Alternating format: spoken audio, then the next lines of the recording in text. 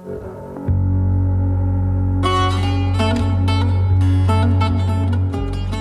folks, time to jump into chapter 36 here.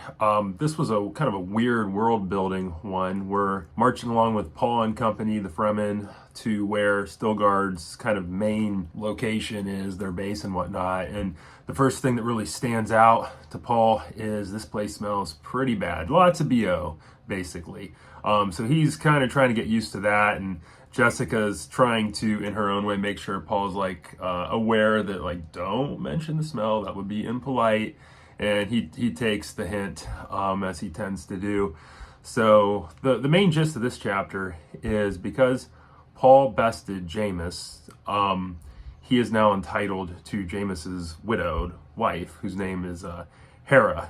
And it's kind of strange because she's not really. She finds out that Jamis is gone, and she's not immediately sad, which confuses Paul, and she just says oh, there'll be a time to mourn, I'll get to that or whatever.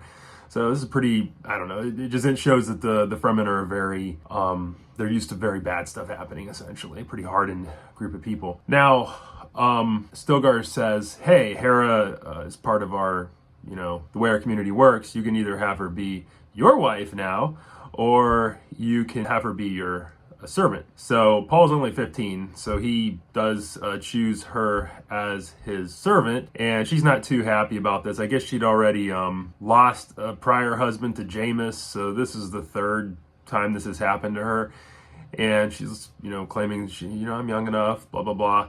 But Paul's like, no, we're gonna stick with this deal. So she takes them to her house, which is kind of like, I don't know, more like a cave type setup is how it feels.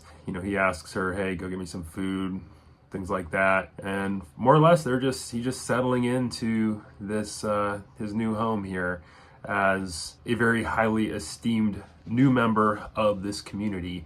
That's where it's at. We'll see what happens next.